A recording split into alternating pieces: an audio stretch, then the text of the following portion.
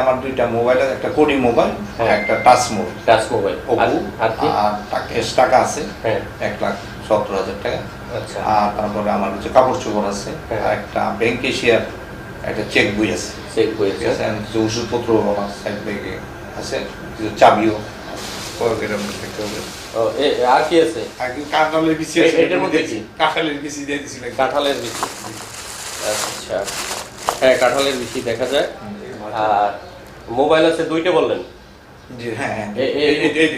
আচ্ছা, মোবাইলের নাম্বার দিয়ে তো আরো সুন্দরভাবে শনাক্ত করা যাবে। আর ব্যাংক এশিয়ার আপনি চেকের কথা বলছেন? আচ্ছা ঠিক আছে। আর অ্যামাউন্টের কথা বলেন এটা নাকি? আচ্ছা, অ্যামাউন্ট আমরা কাউন্ট করব, কাউন্ট করে দেখবো আপনার সাথে যদি সম্পূর্ণ মিলে। আর ভিতরে আর কি কি আছে বলেন? আমার লুঙ্গি আছে, পাঞ্জাবি আছে, পায়জামা আছে। আমি ওই ভৈরব থেকে ঢাকার উদ্দেশ্যে টিকিট কাটছি মহানগর গুদুলির। সেখান থেকে 7:22 দিকে বা 20-এর দিকে এরকম একটা আনুমানিক টাইমের ট্রেন আসছে। তখন আমি প্ল্যাটফর্মে দাঁড়ানো ছিলাম, আমার হাতে আরও দুইটা ব্যাগ ছিল ছোট্ট, এই ব্যাগটাও ছিল। এই ব্যাগটা নিয়েই আমি ওই ট্রেন যখন আসছে তখন আমি ওই কম্পার্টমেন্ট নিওতে গেলাম। তো আমি যেখানে দাঁড়াইছি দেখছি নিও আমার সামনে অনেক আগেই গেছে। তখন আমি ব্যাগটা নিয়ে যখন এই আরও 1-2 ব্যাগ নিয়ে ধরেই আগেই যাচ্ছি, যে আমার কম্পার্টমেন্ট তো আগেই গেছে। তখন ওই কম্পার্টমেন্টে যাওয়ার কাছে ও ভিড় হয়ে গেছে। ওখানে যখন ভিড় হইল তখন দেখা গেল যে আমার ব্যাগে আমি উঠে গেছি, পাও দিয়ে ফেলছি, ট্রেনের দিক দিয়ে আবার ছেড়ে দিয়েছে। তখন উঠে দিয়ে আমার যে কালো ব্যাগ, যেটা আমার মেইন ব্যাগ, এই ব্যাগ আমার হাত থেকে নেই। তো ওটার সময় দেখলাম যে কে জানি আমার হাত থেকে একটা এরকম টান দিল। হ্যাঁ, তখন পর্যন্ত ট্রেনও ছেড়ে দিছে। তখন আমি ব্যাগ নিয়ে মোটামুটি আরও 2-4 জন ছিল, কি আপনার কী হয়েছে? আমি আমার ব্যাগ তো এরকম ট্রেনটা ছেড়ে দিছে। তো পরে ওই আপনার কি সিট আছে নাকি? হ্যাঁ, আমি সিট কার্ড আছে। আমি কয় আপনি তো হাফ সেট হয়ে গেছেন, আপনি আসেন, বসাই দিই আপনার সিটে।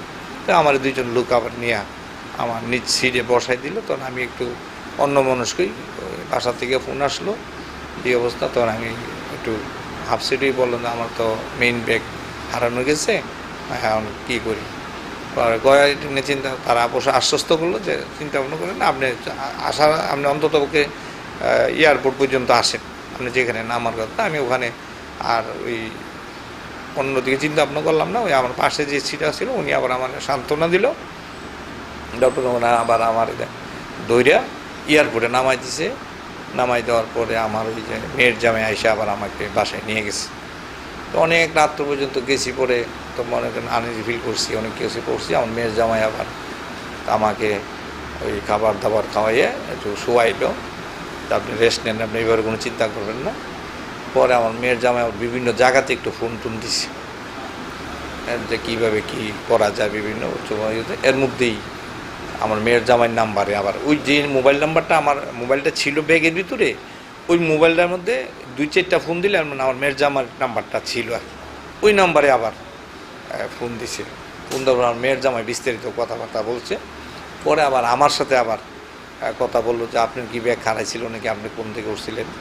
হ্যাঁ, পরে আমি আবার বিস্তারিত বললাম আমার মোবাইল একটা ছিল, তারপরে 2টা মোবাইল, একটা ছোটো কোটি মোবাইল, একটা টাচ মোবাইল, তারপর আমার টাকা ছিল 2 ভাগে, একটা 60,000 আর একটা হলো 57,000 ওই ব্যাগের ভিতরে। তারপরে আমার একটা শার্ট ছিল একটা চেক শার্ট, সাদার মধ্যে চেক। তারপরে ওষুধপত্র ছিল, ওষুধের নামও জিজ্ঞাসা করছে আমাকে যে কী কী ওষুধ আপনার এখানে আছে। তখন আমি ওষুধের নাম সহ বললাম যে আমি এই ওষুধগুলো আমার না খাইলে চলে না, দৈনিক এই ওষুধগুলো খাই। এই ওষুধগুলো যেমন ঘুমের উপরে একটা আছে রিবোটিল 1, এটা খাই, ইরোমেক্স ডি খাই, আর প্রেশারের ওষুধ খাই, AB5 ক্যাপ, এগুলা খাই। এগুলো আমারে জিজ্ঞাসা করলো। তারপরে কিছুক্ষণ পরে আমার বললো যে ঠিক আছে, আপনারা চিন্তা করেন না, আপনারা কালকে আসেন। এই বলে আজকে আমরা এখানে আসলাম আর কি। গত 4/6/2025 তারিখ রাত্রিকালীন